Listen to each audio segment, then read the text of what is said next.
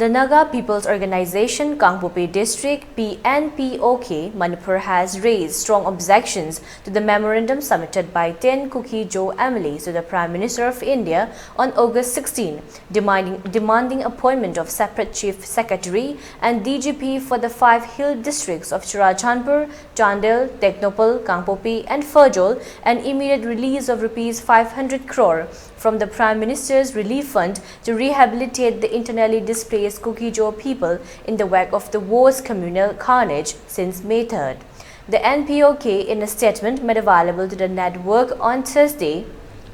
stated that the Nagas in Kangpopi district, having 13 tribes, the native people of the bifurcated district, deeply deplored the move of the 10 Kuki MLAs asking for separate Chief Secretary and DGP. The NPOK also said the indigenous Nagas, who happen to be the first and original settlers of the district, have been reduced to minority groups, completely outnumbered by the influx of the illegal immigrants from across the international border, triggering a host of problems like demographic imbalances, ethnic conflicts, recognitions and identifications of villages and land disputes.